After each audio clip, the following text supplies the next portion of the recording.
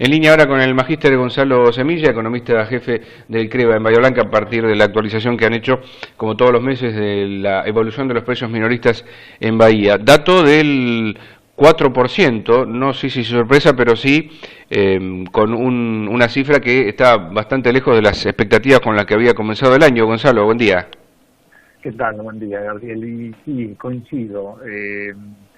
Es un dato que sorprende, porque yo creo que no, si bien las consultoras en general la estimaban un 3,5, 4%, creo que nuestros deseos es que esté más cerca del 3,5 y no del 4, y Bahía Blanca nos arrojó un 4. Y claramente está por encima de cualquier expectativa, y cuando las expectativas no son cumplidas, empieza a haber alguna tormenta de desesperación de por qué ocurrió y cuáles podrían ser los efectos de este 4%. Y se da en un contexto en donde el dólar, tanto ayer como antes de ayer, tuvo variaciones importantes del 2% y 3%, es decir, en 2 días un 5 o 6% de variación, lo cual nos llama la atención y nos preocupa, porque si uno lo compara con la tasa de interés de un plazo fijo, nos termina dando a nivel mensual un 3,5 como mucho, y en 2 días esto se superaba, con lo cual esto es una alarma, porque empieza aquellos que tenían posibilidad de renovar plazo fijo se estén volcando al dólar y presionen hacia el alza, en un momento en donde el Banco Central no tiene, grados de libertad en cuanto a la intervención directa de la venta del dólar, porque está dentro de la zona de no intervención. Entonces, un problema de un 4% y un 6,5% acumulado anual, es decir, el primer bimestre, lleva a un montón de desperfectos en el resto de la economía. Dentro del 4%, yo te diría que vivienda, como para desmenuzar un poquito el índice, vivienda lideró ampliamente la suba de precios con un 8%, 8,3%. Duplicó al 4%, y atrás de vivienda lo que tenemos es nuevamente lo que se está comenzando a instalar, lo que son las tarifas. Básicamente, en este caso lo que tenemos es tarifas de electricidad que han aumentado, de acuerdo a lo que tomamos nosotros en nuestra canasta, que es el consumo mensual de 100 kilowatts, casi un 24%, que es lo que empujó mucho este índice. Después tenemos transporte y comunicaciones con un 4,7%, y atrás de eso es transporte público, pasajeros, combustible. Y lo que es salud, que es el otro capítulo que aumentó un 3,7%, cuando lo desmenuzamos lo que vemos son medicina prepaga con un aumento del 5%. Fíjate que los primeros 3 rubros que mencionamos es electricidad, transporte, combustible y medicina prepaga. Es algo que nos viene impactando en forma permanente, y es algo que no le encontramos al fin.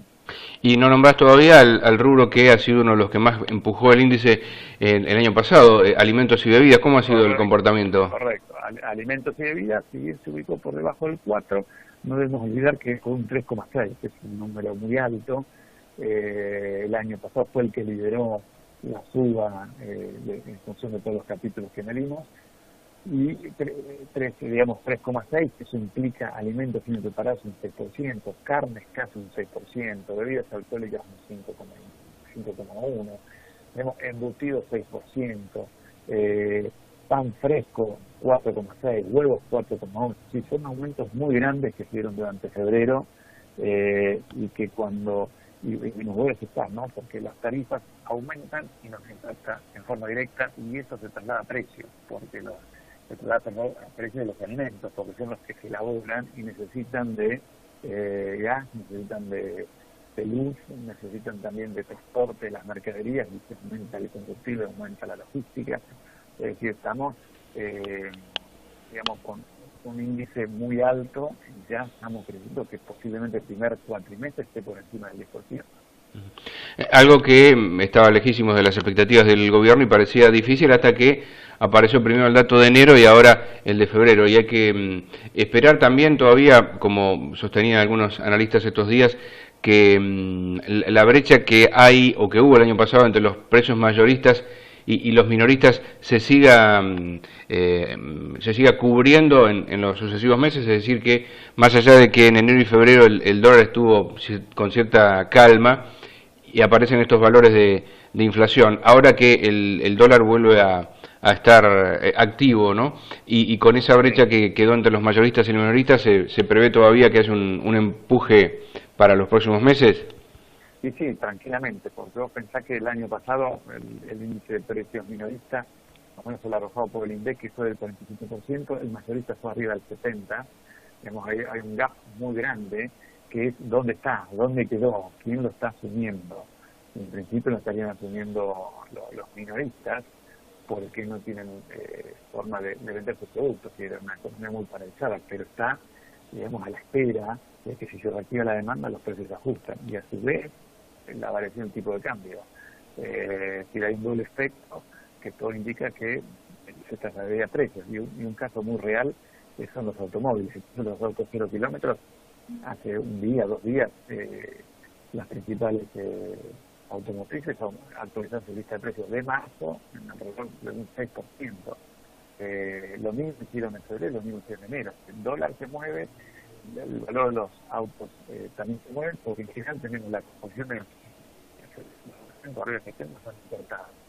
Y empieza la escalada de nuevo, en un momento en el cual ya, digamos, la clase media la está sufriendo mucho.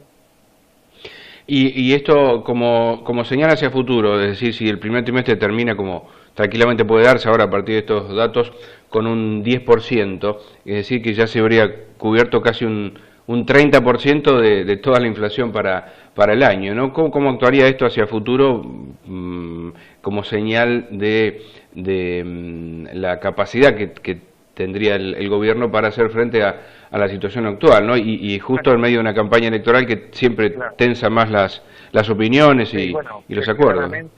Claramente todo va a indicar que a medida que va avanzando el tiempo, los grados de libertad que tiene el gobierno son menores. A mi entender, lo que hoy maneja con cierta soltura, aunque no con cierta efectividad, es la tasa de interés, en la que hoy la herramienta que les permite subir o bajar la tasa y regular lo que sería la variación del tipo de cambio. Y cuanto más alta sea la tasa de interés, como tuvimos alrededor del 70%, claramente la plaza está completamente seca, sin un peso circulando, ningún tipo de crédito es posible de tomar, que es lo que atrás ese efecto de causaría es bajar la tasa de inflación, cosa que no está ocurriendo. Entonces, y encima ahora el dólar que entró en una zona de no intervención,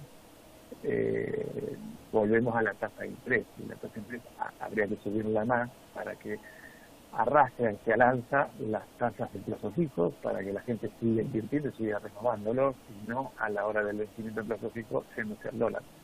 No tiene mucho más, porque si bien está haciendo algún intento con las pymes, vos pensás que empresas internacionales como puede ser Renault, o Honda, o Danone, que están sorteando su personal, imagínate lo que son las pequeñas y medianas empresas. Que vemos que cada día uno transita en la calle, o lo vemos en Bahía Blanca, lo vemos en la región, lo vemos en el conurbano, en Buenos Aires, en otros lugares de Argentina, cerrando permanentemente comercio. Entonces las herramientas de reacción son cada vez menores. Incluso encima, en el contexto internacional, las acciones argentinas cayeron abruptamente, el riesgo del país subió, es decir, es complejo. Ojalá, digamos, el consejo económico del gobierno seguramente está sentado en este momento viendo qué instrumento puede estar utilizando.